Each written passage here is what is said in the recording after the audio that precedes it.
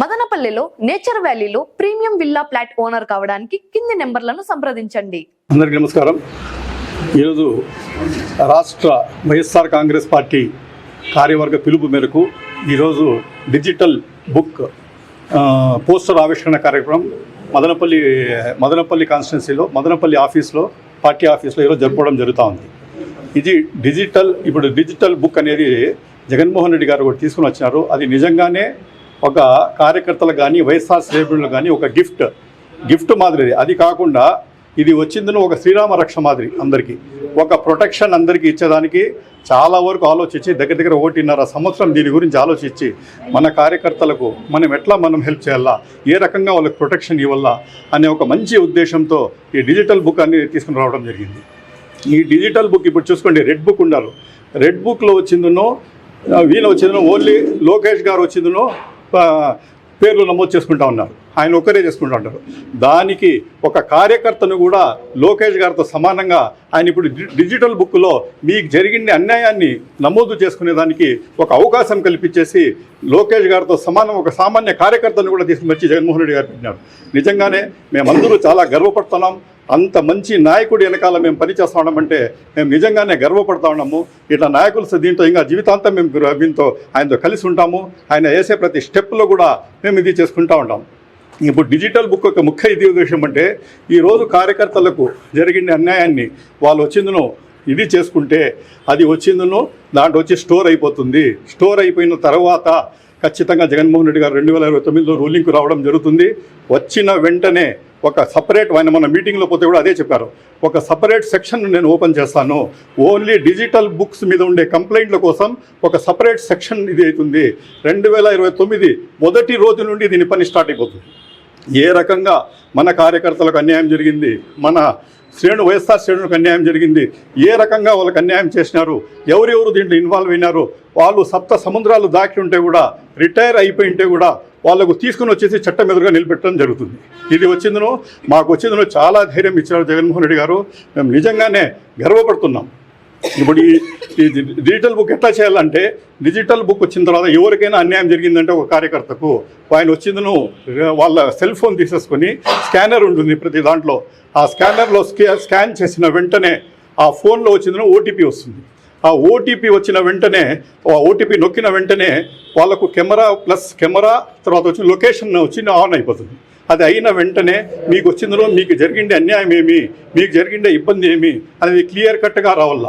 దాంట్లో వచ్చిందో మీకు ఏమైనా మీ దగ్గర ఫొటోస్ అవైలబుల్ ఉంటే కూడా దాన్ని కూడా అప్లోడ్ చేయాలి. దాంట్లో అప్లోడ్ చేసిన తర్వాత మీకు ఇంకా ఏమేమి ఉంటాయి అంతా వాళ్ళు అడుగుతారు, ఇంకా ఏమేమి కావాలని. అవన్నీ ఫిల్అప్ చేసిన తర్వాత అది వచ్చిందో స్టోర్ అయిపోతుంది. అది స్టోర్ అయిపోయిన తర్వాత ఇప్పుడు ఏమి దాని గురించి పట్టించుకోరు. రూలింగ్లో వచ్చిన వెంటనే దానికి పట్టించుకుంటారు, దాని ఇష్యూ ఎత్తుకుంటారు. ఎచ్చిన తర్వాత వచ్చిన ఖచ్చితంగా దాని మీద పూర్తి యాక్షన్ ఇచ్చేసింది. ఈ అన్యాయం జరిగిన వాళ్ళు ప్రతి ఒక్కరికి న్యాయం చేసేటట్టు చూస్తారు. అది ఒక రకమైన ఇది. ఇంకోటి వచ్చిందో ఫోన్ నెంబర్ ఉంది ఈ డిజిటల్ బుక్లో. ఫోన్ నెంబర్లో కూడా మనం వచ్చి ప్రతి కార్యకర్త ఆ ఫోన్కు మనం కానీ రింగ్ చేసినామంటే అది ఖచ్చితంగా అక్కడ ఎత్తుతారు. ఎత్తిన తర్వాత మీ లొకేషన్ ఏమి, మీ ఏ పంచాయతీకి సంబంధం ఉంది, ఏ నియోజకవర్గం సంబంధము ఎక్కడ అనేది క్లియర్ కట్గా దాన్ని అడగడం జరుగుతుంది. దాని తర్వాత మీకు జరిగింది అన్యాయం ఏమి, మీకు ఏం ఇబ్బంది వచ్చిందని కూడా నీట్గా నమోదు చేస్తారు. నమోదు చేసిన తర్వాత వాళ్ళు డైరెక్షన్ ఇస్తారు, ఈ రకంగా ఫొటోస్ అప్లోడ్ చేయండి, ఈ రకంగా ఇది చేయండి అని. అది చేసిన తర్వాత అది లాక్ అయిపోతుంది. లాక్ అయిన వెంటనే మీకు జరిగింది అన్యాయం స్టోర్ అయిపోతుంది. తర్వాత వచ్చిన తర్వాత ప్రతి ఒక్కటి న్యాయం జరుగుతుంది. కాబట్టి ఈ రకంగా ఈ డిజిటల్ బుక్ తీసుకుని వచ్చేసి మా కార్యకర్తలకు కానీ వైఎస్ఆర్ శ్రేణులకు కానీ మనకు జగన్మోహన్ రెడ్డి గారు ఒక గిఫ్ట్ మాదిరి ఇచ్చినారు, ఒక శ్రీరామ రక్ష మాదిరి ఇచ్చినారు, ఒక కవచకుండాల మాదిరి మాకు ఒక భరోసా ఇచ్చి మాకు ఒక ధైర్యం ఇచ్చారు. కాబట్టి ఆయనకు నిజంగానే మేము రుణపడి ఉంటాం. ఖచ్చితంగా లేకుండా వెంట ఎల్లప్పుడూ పనిచేస్తామని సందర్భంగా మనం చేసుకుంటాం. అందరికీ నమస్కారం. ఈరోజు మదనపల్లి టౌన్లో వైఎస్ఆర్సీపీ కార్యాలయంలో వైఎస్ఆర్ క్యూఆర్ కోడ్ అని ఒక యాప్ని రిలీజ్ చేయడం జరుగుతుంది. గతంలో కూడా ఇలానే జగనన్న ఒక ఇది ఇవ్వడం జరిగింది. ప్రతి ఇంటికి వెళ్ళి ఏమన్నా సమస్యలను అడిగి వాళ్ళని అప్లోడ్ చేసే విధానం ఇచ్చాడు. ఈరోజు దాన్ని ఇంకా మరింత ఈజీ చేయడానికి, ఎందుకంటే ఇప్పుడు ప్రపంచం అంతా డిజిటల్ మైండ్లో నడుస్తుంది కాబట్టి ఆ విధంగా తీసుకురావాలనే ఉద్దేశంతో ఒక క్యూఆర్ కోడ్ని రెడీ చేయడం జరిగింది.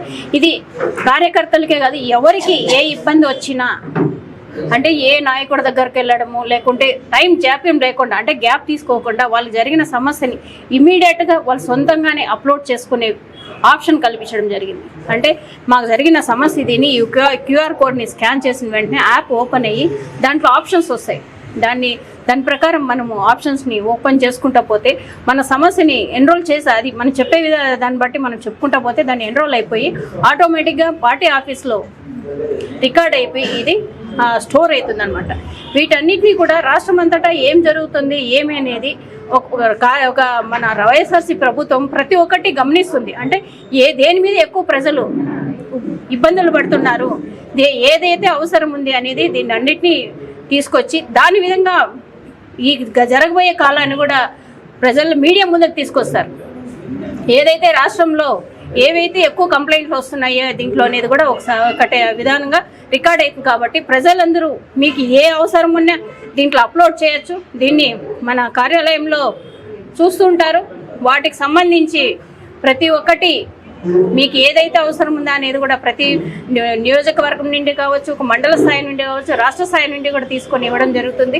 దీన్ని ప్రజలందరూ సద్వినియోగం చేస్తారు. అంతేకాకుండా అంటే ఎవరైతే డిజిటల్ మీడియా కూడా నాలెడ్జ్ లేని వాళ్ళకి ఒక ఫోన్ నెంబర్ కూడా ఇవ్వడం జరిగింది. దానికి డయల్ చేస్తే వాళ్ళు అడిగే వాటికి వాళ్ళు మీ సమస్య ఏది అని అడుగుతారు. వాటిని మీరు కన్నా చెప్పగలిగితే అది కూడా రికార్డ్ అవుతుంది.